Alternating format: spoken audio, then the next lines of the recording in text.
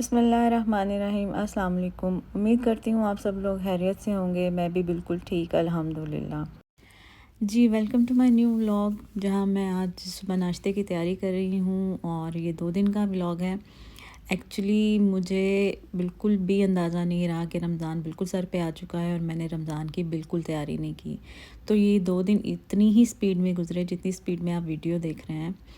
तो मैंने ना ग्रोसरी की है, ना घर की सफाई की है, कुछ भी नहीं, क्योंकि मुझे लग रहा था कि अभी रमज़ान में काफ़ी दिन बाकी हैं। वो तो कल मेरी सिस्टर से बात हुई जो कि यूके में है, तो वो मेरे से पूछ रही थी कि 2 दिन बाद रमज़ान है, और मैं उसको कह रही थी नहीं अभी तो बड़ा टाइम है।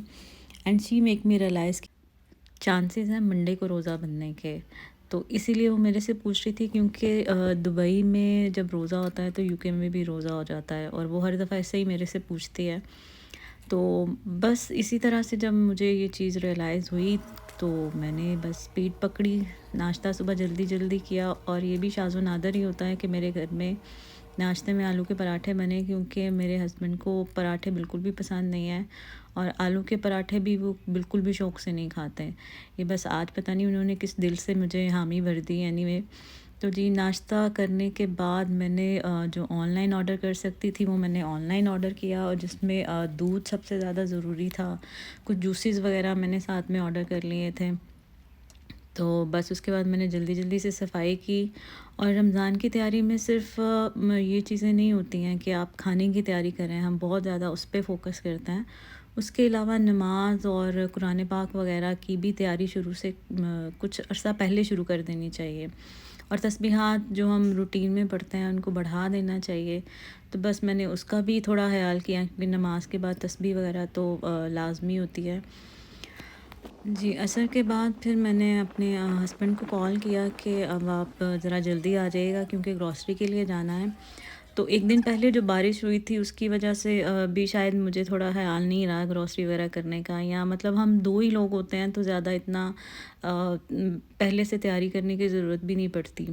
और ग्रॉसरी भी मैं कोई एक्स्ट्रा नहीं करती हूँ रमज़ान में, और इस रमज़ान में हमेशा की तरह थोड़ा बहुत डाइट का भी प्लान है।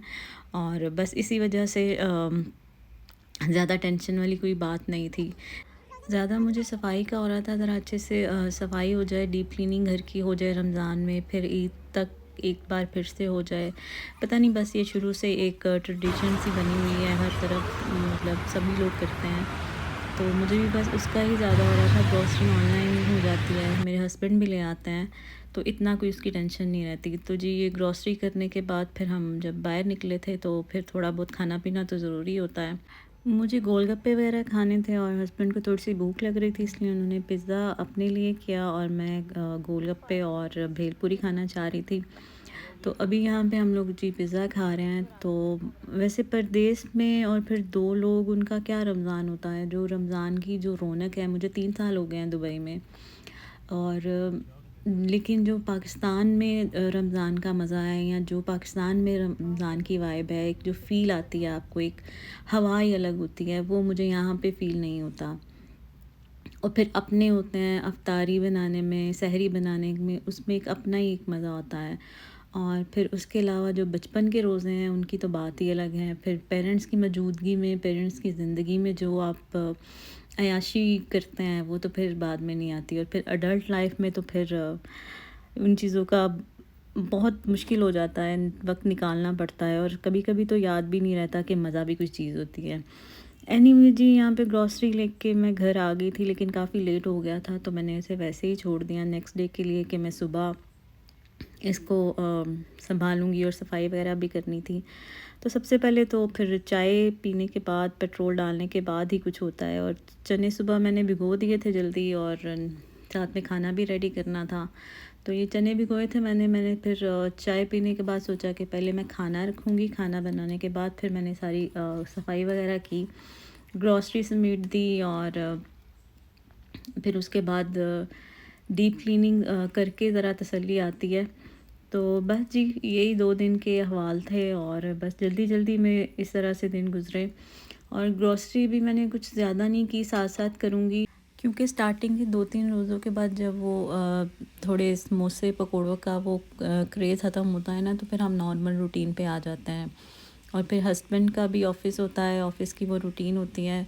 सम टाइम उनको वहाँ पे रुकना पड़ता है या सम टाइम वो कहीं बाहर दोस्तों के साथ इफ्तारी करते हैं, तो उस तरह से इतना कोई तामझाम होता नहीं है। 2 लोग ही बस हम लोग होते हैं, तो फिर उसके अकॉर्डिंगली ही मैनेज कर लेते हैं।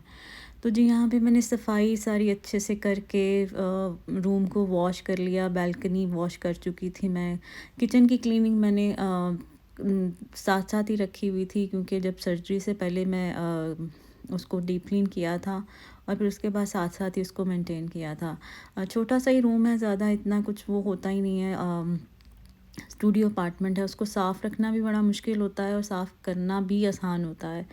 बस यही है कि साथ साथ मेंटेन करना पड़ता है। जी, तो उम्मीद करती हूँ आपको व्लॉग पसंद आए।